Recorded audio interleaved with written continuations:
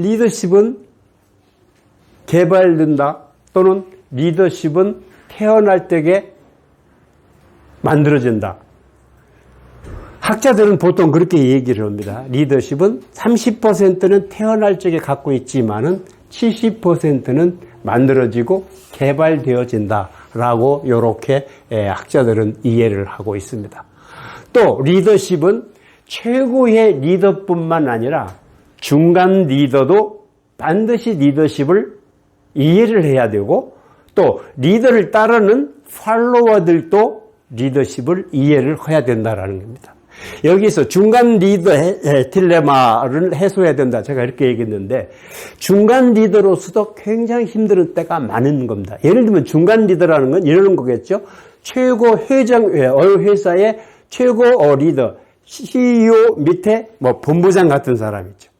이런 사람들이 리더십 발휘하기가 굉장히 어렵기 때문에 리더십을 이해를 해야 된다. 그런 얘기죠. 근데 어떤 얘기인 거지? 그게 중간 리더는 예를 들면 최고 리더가 무능하거나 또 일방적으로 하거나 그럴 때에는 팔로워들의 의견을 잘 모아가 중지를 모아서 최고 리더에게 건의를 해야 되는 그런 중간 리더의 그런 딜레마도 이렇게 해소할 수 있는 능력은 갖고 있어야 된다. 그런 얘기입니다. 또한 요즘에는 팔로워들의 그런 강력한 영향력을 이해를 해야 된다. 그런 얘기죠. 어려운 말로 얘기하면 집단 이성이라 얘기를 할 수가 있죠. 그래서 리더십의 발전 과정은 4단계로 얘기를 할 수가 있습니다. 리더 자신이 리더십에 대해서 전혀 모르는 단계가 첫 번째 단계고 그 다음에 리더 자신이 리더십에 대해서 무엇을 모르는지 알고 있는 단계. 세 번째는 리더 자신의 약점을 보완, 발전시키면서 효과를 인지하는 단계. 그 다음에 마지막 단계에서는 그 효과를 확대해 나가는 그런 단계라고 할 수가 있겠습니다. 그런데 최근에 그 리더십에 관한 관심이 왜 증대되고 있는가? 요즘은 초등학생 아들들이 반장되는 것까지도 부모들이 많이 신경을 쓰는 거예요. 그러니까 우리 아이들 리더 만들기에 대해서 굉장한 관심을 가지고 있다. 그런 얘기입니다. 뿐만 아니라 성공적인 삶과 사회생활을 하기 위해서는 반드시 리더십이 필요하다고 생각하기 때문에 그런 거죠. 그런데 종전까지만 해도, 얼마 전까지만 해도 사관학교나 경찰학교 등 특수학교, 특수기관에서만 리더십을 중요시하고 배우고 했던데 요즘에는 신입사원 공개 채용할 때에도 1박 2일 그 다음에 채용 테스트를 하고 있는 거죠. 합숙훈련을 하면서 그 사람이 갖고 있는 품성이 어떻고 그 사람의 장점은 무엇이고 발표력은 어떤가 이런 것들을 전부 통해서 리더십 평가를 하고 있죠. 특별히 최고 CEO 선발할 때 하는 데 있어서는 절대적 기준이라 할 수가 있는 거죠. 현대적 리더십의 특성을 살펴보면 우선 4차 산업혁명 시대에 부응하는 리더가 되어야 된다는 얘기입니다. 그러니까 지식정보사회에서 4차 산업혁명 시대로 우리가 변화됐죠. 그리고 4차 산업혁명 시대에는 조직이나 업무, 이러한 경계선이 모호하거나 느슨해졌다는 얘기죠. 뿐만 아니라 정보의 유통과 생산이 빠르고 반드시 모든 그러한 정보의 유통이 계급에 의존하지 않는다. 그런 얘기입니다. 그 다음에 그래서 계급에 따르지 않고 팀장 중심으로 분권적 구조가 이루어지고 있다.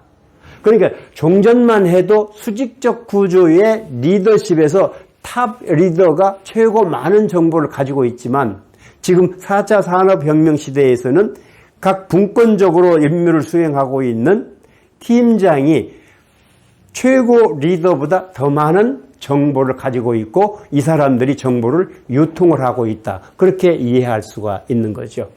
그래서 4차 산업혁명 시대에 요구하는 리더는 기술 발전과 변화에 대한 이해를 해야 된다는 거죠. 과학적 사고를 해야 된다는 겁니다. 다시 말씀드리면 새로 등장하는 기술 혁명에 대해서 이해를 하고 그런 것들을 우리 삶에 어떻게 적용할 것인가를 성찰하고 고민해야 된다, 그런 말씀입니다.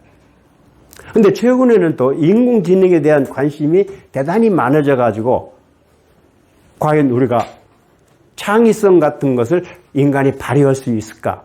이에 대한 고민도 많아지는데, 이렇게 인공지능이 요즘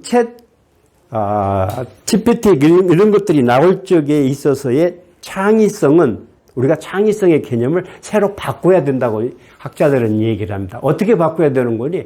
창의성을 완전히 어떤 것에서 새로운 것으로 만들어내야 된다라는 그러한 창의성을, 그런 개념으로 생각하지 말고, 기존에 있던 어떤 물건을 만든다 그러면 물건을 만드는 어떤 것을 새로 만드는 것이 아니라 이 물건이 만들어지는 과정을 발전시키거나 변화시키는 것, 또는 좀 더 효율적으로 이것을 만들어 나가는 과정을 새로 만든다든가, 이러한 것들이 이루어져야 된다랍니다. 즉 비익시라는 것은 없는, 크리에이티브라는 소리인데, 비익시라는 것은 세상에 없는 것들을 새로 만들어내는 것을 빅C라고 그러고, 스몰 C라는 것은 과정이나 절차를 새롭게 만들어내는 것 보고 스몰 C라고 그럽니다. 그래서 인공지능이 대신할 수 없는 분야에 대한 창의성을 빅C보다 우리는 스몰 C에 더 관심을 가지고 노력을 해야 된다, 그런 얘기죠.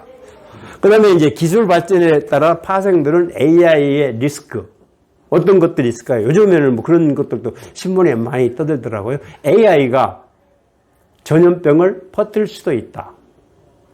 또 AI가 핵무기의 운용 코드를 잘못 설명할 수 있다. 이런 리스크도 있을 수 있다라는 것을 이해할 필요가 있다. 그런 말씀입니다. 또 AI는 도덕과 윤리 문제를 전혀 고려하지 않고 사람이 입력한 것만 그대로 디스플레이하거나 요약하거나 발표하거나 기록하거나 그렇다라는 것입니다.